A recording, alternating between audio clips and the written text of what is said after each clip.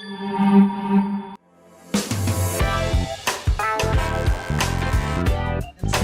selamat datang di kegiatan Selasa Sharing, Pusat Bimbingan Konseling Sekolah Santo Yakobus. Lagi di tanah sekolah kan enggak, bisa banget. Sekali mungkin para sahabat Yakobian juga bertanya-tanya.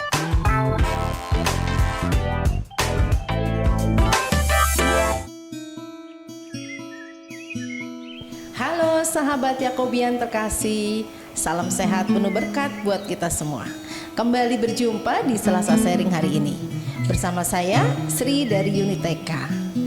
Pertemuan kali ini saya ditemani oleh Ibu Meta selaku Kepala Sekolah dari Unit TK, juga orang tua dari Finegen Rumawas kelas B1, yaitu yang biasa dipanggil Tante Lia. Selamat datang Ibu Meta dan Tante Lia. Di Selasa Sharing ini kita akan bersharing nih tentang pembelajaran yang memerdekakan. Kalau dari kata memerdekakan itu sepertinya merdeka, bebasnya ya, seperti itu ya. Oke, baik. Untuk Bu Meta sendiri nih Bu, ngomong-ngomong soal TK, itu terbayang dengan situasi yang mengembirakan, keceriaan, keseruan, juga banyak permainan dan celoteh anak-anak yang polos ya, yang luar biasa di saat dia berkumpul dengan teman-teman maupun gurunya. Kira-kira nih Bu Meta, apa sih pembelajaran yang ada di TK Santo Yakobus itu sendiri? Silakan Bu Meta. Baik, terima kasih Bu Sri, teman-teman sahabat Yakobian yang terkasih. Puji Tuhan, pada hari ini saya bisa bersharing bersama Mama Vin juga Ibu Sri ya. Kita mau melihat seperti apa sih pembelajaran di TK Santo Yakobus ya. Setelah kurang lebih 2 tahun yang lalu kita berada dalam situasi pandemi, anak-anak harus belajar di rumah, di depan laptop, tidak bertemu teman dan ibu gurunya. Nah, kebetulan di tahun ini kita sudah melaksanakan pembelajaran tatap muka langsung, dan pada tahun ini kita sudah menggunakan kurikulum Merdeka. Nah, kurikulum Merdeka itu apa ya? Nah, di dalam kurikulum Merdeka itu terdapat pembelajaran intrakurikuler dan proyek penguatan profil pelajar Pancasila. Nah, seperti apa sih pembelajaran intrakurikuler itu? Nah, ada beberapa hal yang menjadi ciri dari pembelajaran intrakurikuler, yaitu di dalamnya pembelajaran dirancang sedemikian rupa supaya anak-anak bisa mencapai kemampuan yang diharapkan yang tertuang di dalam capaian pembelajaran. Lalu yang kedua, sekolah atau satuan PAUD atau TK ya diberi kebebasan untuk memilih model pembelajaran yang sesuai dengan karakteristik sekolah tersebut. Seperti di TK Santo Yakobus ya, kita berkolaborasi, kita memakai juga metode Montessori ya, seperti itu. Yang ketiga, di sekolah kita juga di setiap satuan pendidikan itu diberi keleluasaan untuk memilih tema yang sesuai dengan karakteristik sekolah tersebut. Jadi tidak ada ketentuan nih dalam 1 tahun harus temanya ini, tetapi kita memilih sendiri, merancang sendiri topik-topik yang mau kita bahas bersama anak-anak. Namun intinya dari pembelajaran intrakurikuler itu adalah bermain bermakna, di mana perwujudannya sebagai perwujudan merdeka belajar dan merdeka bermain, di mana dalam setiap pembelajaran itu anak-anak harus merasa senang, harus merasa tertarik, seperti itu Bu Sri. Oke, oh berarti TK Yakobus itu sendiri sudah menggunakan kurikulum Merdeka ya Bu Meta ya? Betul. Oke, nah seperti apa sih Bu ya kurikulum Merdeka itu yang ada di sekolah TK Yakobus ini? Kurikulum Merdeka yang sudah kita laksanakan di sekolah Santo Yakobus itu ya, bahwa kita ini tahun ini ya kebetulan ya, bukan kebetulan juga sih, karena pemerintah menetapkan bahwa TK Yakobus adalah sebagai sekolah penggerak. Gitu ya, sekolah penggerak di mana semua sekolah penggerak itu harus melaksanakan kurikulum Merdeka. karena sebagai sekolah model bagi sekolah-sekolah yang berada di sekitar kita. Dan kebetulan TK Yakobus ini adalah salah satu dari 9 sekolah penggerak di jenjang TK yang berada di Jakarta Utara. Dan juga salah satu sekolah dari 2 sekolah penggerak yang ada di Kecamatan Kelapa Gading. Seperti itu, Bu Sri. Oke, wah luar biasa ya. Berarti TK Yakobus itu termasuk sekolah penggerak dalam kurikulum Merdeka. Lalu Bu Meta, sebelum adanya kurikulum Merdeka itu kita ada dengar kurikulum 13 yang biasa orang bilang kurtilas ya. Itu apa sih Bu perbedaannya ya dari kurikulum 13 itu sendiri dengan kurikulum Merdeka yang sekarang ada?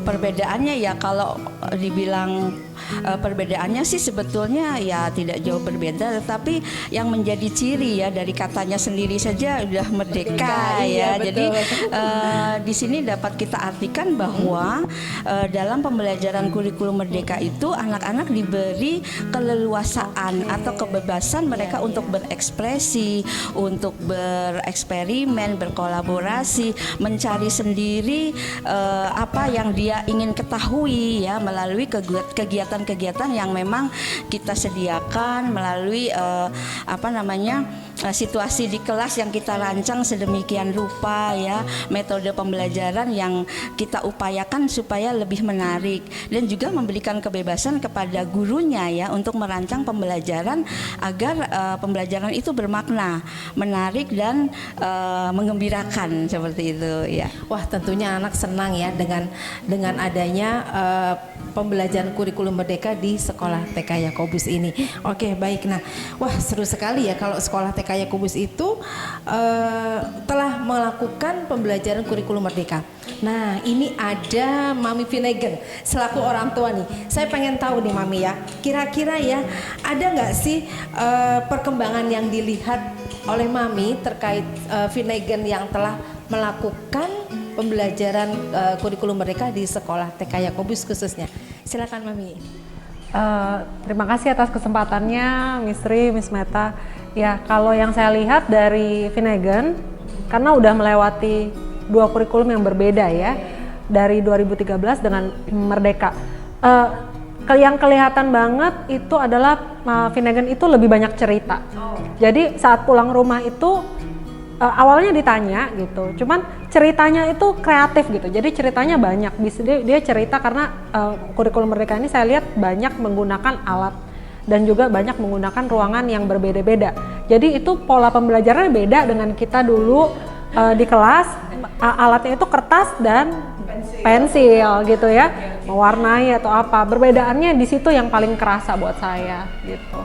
Wah, berarti sudah kelihatan mencolok sekali ya perbedaan dari kurikulum 13 dengan kurikulum Merdeka. Oke, nah sebelum melakukan pembelajaran di kurikulum Merdeka ini, ada nggak sih kekhawatiran yang tersirat di hati Mami nih, terutama untuk Finnegan nih? Ada nggak sih kekhawatiran, aduh nanti gimana ya anak saya kalau mengikuti pembelajaran kurikulum Merdeka di TK Yakobus, Mami? Kekhawatiran yang paling utama buat saya itu dari segi baca tulis dan hitungnya ya, karena kan saat kita mulai kurikulum Merdeka, Finnegan itu baca tulis nggak bisa, berhitung juga nggak ngerti gitu ya. Jadi ini udah mau masuk SD, tiba-tiba kurikulumnya ada perubahan, ini gimana ya? Tentu pasti ada khawatirnya gitu kan. Cuman saya lihat agak lumayan amazed, saya tertarik dengan kurikulum Merdeka ini karena cepet banget belajarnya. Kok tiba-tiba jadi bisa baca, bisa tulis, bisa berhitung gitu. Jadi ini benar-benar sesuatu yang saya terus terang kurang paham untuk kurikulumnya, tapi yang saya lihat perkembangan dari Finnegan itu ada hasil dan baca tulisnya bisa, berhitung bisa gitu. Jadi saya rasa mungkin untuk Finnegan kurikulum ini cukup cocok ya. Oke, luar biasa. Oke, terima kasih Mam Finnegan. Kemudian kalau dari segi calistungnya, Bu Meta sendiri gimana nih Bu, menjelaskan nih Bu untuk sistem calistung ini di kurikulum Merdeka sendiri Bu? Ya, terima kasih. Seperti yang tadi dikatakan Mami Finnegan ya, orang tua murid memang ada kekhawatiran pada awalnya ya. Waktu itu kami juga sempat mengadakan pertemuan ya dengan orang tua murid. Pada awal-awal tahun ajaran kita mengadakan program Intimate Parents ya. Tujuannya adalah kita menyamakan persepsi dengan orang tua dan sekolah supaya kita sama-sama berjalan seiring untuk mendampingi anak-anak itu, dan kekhawatiran ini kita pupus ya supaya tidak terlalu khawatir. Nah, pertanyaannya gimana sih dengan kurikulum Merdeka ngajarin calistung ya? Nah, tadi kan sudah saya katakan bahwa dengan kurikulum Merdeka ini sekolah diberi kebebasan untuk memilih metode apa yang akan digunakan dalam pembelajaran. Nah, bukan berarti dengan kurikulum Merdeka kita tidak mengajarkan calistung, tetapi kita ajarkan dengan cara yang berbeda. Nah, contohnya dengan metode Montessori. Nah, di Montessori itu ada area bahasa dan area matematika, di mana di sana anak-anak di awal membaca itu anak-anak harus mengenal bunyi huruf. Setelah mengenal bunyi huruf, mereka juga akan mengenal bentuk huruf, meraba dengan inderanya, dengan jarinya, dengan apa Bu Sri ya, kalau di lab Montessori itu sandpaper letter ya, sandpaper number. Nah, itu number dan sebagainya. Perhitungan di area berhitung pun juga kita tidak langsung 1, 2, tetapi memang anak-anak itu harus diberikan hal yang konkret karena memang mereka masih berada dalam operasional konkret ya, jadi harus ada memang benda yang nyatanya ya. Kalau dulu kan udahlah nulis di kertas 1, 2, 3, 4 sampai 10 apa ya, sekarang enggak ya, kita enggak usah buru-buru karena itu semua proses gitu ya Mami. Jadi ya kita sekarang sudah membuktikan ya. Selain itu pun kita juga ada program namanya Nature Class. Anak-anak kita ajak ke kebun untuk belajar di sana. Di sana mereka menemukan daun, ranting, batu dan sebagainya. Itu bisa semua kita pakai untuk pembelajaran. Baik membaca maupun menulis, berhitung, itu semua sudah tersedia sebetulnya di alam. Bagaimana kita memanfaatkan, bagaimana gurunya mempunyai kreatif yang tinggi untuk mengajak anak-anak belajar. Ternyata gitu. menyenangkan ya kurikulum Merdeka itu ya, di mana dalam pembelajaran itu tidak ada paksaan untuk anak-anak. Jadi mereka memilih sendiri menjadi apa yang menjadi minatnya, begitu ya, mungkin ya Bu Meta ya. Iya betul, karena memang kan kebutuhan tiap anak berbeda iya, ya. betul. Oke, nah sekarang Bu Meta, kalau dari bicara tentang pembelajaran yang merdeka ini, di mana anak tidak ada paksaan, mereka memilih dengan minatnya, bahkan dia sampai mengenal alam langsung, mulai dari batu, daun, ranting dan sebagainya. Nah, kira-kira Bu Meta ada nggak sih ya dukungan dari orang tua nih untuk salah satunya kunci keberhasilan penerapan di kurikulum Merdeka ini, Bu Meta? Iya betul sekali ya. Ya memang antara sekolah dan rumah orang tua itu memang harus ada kerjasama yang erat. Kunci keberhasilan pertama ya memang harus ada dukungan dari orang tua sendiri, dari keluarga sendiri ya. Karena selain anak-anak kita ajak untuk berinteraksi langsung dengan alam sekitar yang ada di sekitarnya, di rumah pun juga orang tua harus mau mengajak anaknya main ya. Karena dunia mereka dunia bermain. Jangan nanti ya awal-awal sih saya jadi inget nih, orang tua ada yang tanya pulang sekolah, kamu hari ini belajar apa? Enggak belajar, aku main gitu ya. Loh mamanya sampai, loh kok main gitu ya. Besok lagi ditanya, kamu hari ini belajar apa?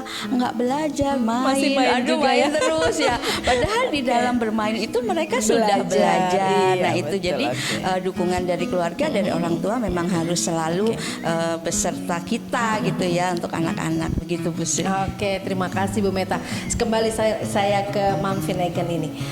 Kalau Mami sendiri, dukungan apa yang Mami berikan untuk Finnegan supaya dia terlibat aktif dan dia enjoy dalam pembelajaran merdeka di sekolahnya? Gini, kalau kurikulum awalnya untuk kurikulum Merdeka kita sebagai orang tua kan nggak paham ya, karena yang kita tahu kurikulum 13 itu ya seperti zaman kita sekolah agak mirip-mirip. Ini benar-benar berbeda. Jadi betul seperti tadi Miss Meta bilang, Vin hari ini Finnegan ngapain? Finnegan belajar apa? Aku nggak belajar. Jadi ngapain? Main apa? Nah mulai berkembang tuh ceritanya. Tadi ada biji-biji kata dia. Terus tadi aku ambil batu, tadi aku ambil daun. Oke, terus ngapain? Terus dia bisa bilang, daunnya aku hitung ada berapa. Nah, terus dia bisa bilang, aku ada 2. Terus teman aku Dion ada 3, jadi daun kita ada 5, kan itu berarti belajar berhitung dari situ. Nah dari situ besoknya tanya lagi, ceritanya lain lagi gitu. Aku nggak belajar hari ini, aku main. Ada nulis nggak? Oh hari ini nulis, jadi saya tahu tuh. Nanti dia bisa cerita lagi. Hari ini aku main Legonya aku susun jadi 5 katanya. Jadi dia saya paham tuh dari situ. Oh jadi kurikulum Merdeka ini mereka menggunakan alat merangsang indranya anak-anak untuk belajar dari situ. Ketimbang benar-benar nulis, mungkin ada menulisnya tapi saya rasa nggak banyak ya, gitu. Jadi dari situ, jadi yang saya lakukan adalah saya bertanya sama dia. Terus kita di alam juga misalkan lagi bawa dia main, kita suka nanya gitu, ada nggak ini di sekolah? Karena kan Yakobus ini kan fasilitasnya banyak ya, gitu. Fasilitasnya kaya banget. Jadi Finnegan bisa bilang, oh kemarin aku ke taman aku lihat kambing loh. Aku ke taman aku hitung ada ayam ada berapa. Nah jadi hal-hal seperti itu yang menurut saya terlihat banget dari Finnegan. Oh ini toh kurikulum Merdeka itu kayak gini gitu. Seru ya berarti hasil dari yang anak-anak alami melalui pembelajaran kurikulum Merdeka itu sangat bermanfaat ya. Hasilnya sudah terlihat, jadi nggak melulu dengan pensil dan tulis ya Bu Meta ya. Iya, Pensil dengan kertas, dengan buku. Ternyata dengan benda-benda alam sekitar ini yang digunakan oleh para guru ternyata mendapatkan hasil dari dia mulai mengenal bendanya sampai dia mengetahui jumlahnya. Betul. Begitu ya. Oke, Ibu Meta. Kalau tadi kita bicara bahan alam, benda-benda yang dikenal anak di keseharian, di sini saya melihat Bu Meta, di sini tadi ada dikatakan daun kering, ranting, batu. Lalu untuk apa di kelas itu tersedia seperti bahan-bahan itu Bu Meta? Ya, baik, terima kasih Bu Sri. Nah, di kelas ini kebetulan memang kita setiap kelas kita siapkan yang namanya invitasi, ya. Invitasi itu pojok di mana di situ terdapat banyak luspat yang bisa dimanfaatkan anak-anak untuk membuat kreativitas apa yang dia inginkan. Nah, di sini contohnya nih di depan saya nih Bu, sudah ada buah pinus ya yang dikeringkan, ada yang dicat. Nah, ini mereka bisa berkreasi dari sini. Lalu ada kulit-kulit kacang. Ini mereka bisa susun nih menjadi angka, misalnya nih angka 1 ya. Seperti itu. Lalu di belakang saya nih juga ada batu-batu. Nah, ini batu-batu juga kita juga bisa pakai untuk mengenal warna gitu ya, mengenal warna, dia menyusun huruf-huruf dari sini ya. Berarti kan? bisa juga ya dia buat namanya dari batu-batu bisa tersebut. banget, iya. Nih aku punya nama ini nih. Ya, apa ya ini? Nih misalnya bisa bikin huruf M. Ya kan, seperti ini deh. Mereka ini sendiri, kreativitas sendiri mau seperti apa gitu ya. Berarti dalam hal kegiatan ini kita tidak menentukan anak harus seperti apa ya Bu ya. Berarti imajinasi mereka sendiri. Iya, cuman memang kita ada topik ya yang harus kita bahas ya di awal. Guru bercerita mengenai topik ya, misalnya seperti di minggu ini bulan ini kita ada tentang benda-benda langit ya. Apa saja sih yang ada di langit bisa dilihat, ada bulan, ada bintang, ada matahari. Nah, mereka kita ajak gitu untuk apa yang kamu lihat, kamu buat. Oh, aku hari ini mau bikin matahari ya. Bikinnya dari batu-batu boleh, dari tusuk gigi, dari pokoknya yang ada di sini. Di sini juga banyak tersedia. Ada botol-botol bekas, ada tutup dan sebagainya. Nah, itu yang bisa dipakai Bu Sri. Oke, baik. Kalau kita menggunakan nospat Bu Meta, berarti kan nospat itu tidak hanya di kelas ya. Dan orang tua pasti dengan sendirinya bisa melakukan kegiatan tersebut dengan nospat yang ada di rumah Bu Meta bisa ya. banget. Waduh, Bisa luar biasa. Oke. Jadi nyambung. Betul. Nah, dengan Mami Finnegan sendiri nih, pernah nggak melakukan kegiatan tersebut dengan nospat yang ada di rumah? Oh, kalau saya secara nggak sengaja, waktu itu kita masak, mau makan apa hari ini, pasta. Terus oke, yuk Mami masak gitu. Waktu lagi masak, di mangkok dia, saya bikin makaroni waktu itu. Terus dia bilang, Mami, ini kan huruf C gitu. Saat itu dia belum kenal, dia belum bisa huruf ya, maksudnya hurufnya belum komplit. Dia bisa bilang, Mami ini kan huruf C Nah waktu itu juga ada makaroni yang spiral. Dia bilang, ini huruf S kata dia. Terus dia akhirnya saya suka beliin pasta yang ada huruf-hurufnya gitu kan, yang kecil-kecil banget gitu kan. Akhirnya jadi seru mainan begitu. Oke, ya. Dari situ saya tahu, oh udah bisa baca nih, udah bisa nulis, tapi mungkin nggak pakai kertas, tapi dia pakai itu diambilin satu-satu, terus dia susun vinegar gitu, dia bisa susun. Gitu. Berarti, wah itu mujizat ya. Berarti dengan sendirinya anak mengetahui apa yang dari dia tidak tahu, dia tidak mengerti. Ternyata di kurikulum Merdeka itu tertuang semua, ya kan? Bakat, minat dan kreativitas mereka tanpa kita batasi ataupun kita paksa. Begitu ya Bu Meta ya? Iya, betul. Oke. Baik, terima kasih Bu Meta dan Mami Vin. Di mana di hari ini kita sudah bersharing tentang pembelajaran yang memerdekakan, ternyata betul-betul merdeka bagi anak ya, Mami ya dan Bu Meta ya. Baik, terima kasih banyak atas sharingnya hari ini. Kita jadi lebih mengenal apa sih kurikulum merdeka itu. Jadi sudah tidak ada kekhawatiran lagi ya untuk kurikulum merdeka itu sendiri. Oke, baik. Nah pastinya kita berharap dengan adanya kurikulum merdeka itu anak-anak menjadi lebih cinta dengan belajar, yang diutamakan bukan dengan buku atau pensil, tetapi belajar sambil bermain. Dimana dalam permainan itu kita juga sambil belajar, karena seperti yang tadi dibilang oleh Mami Vin bahwa pada saat melihat si makaroni itu malah dia tahu huruf, ya kan? Oke. Nah, terima kasih juga untuk Bu Meta, juga Mami Vinegar yang telah hadir, di mana pada sharing hari ini, terlebih untuk TK Yakobus yang sudah menjadi sekolah penggerak. Wow, luar biasa untuk TK Yakobus. Baik, terima kasih juga untuk kepada sahabat Yakobian yang telah menyaksikan acara Selasa Sharing hari ini. Jangan lupa saksikan Selasa Sharing berikutnya dengan tema yang tidak kalah menarik. Salam Grit Yakobian.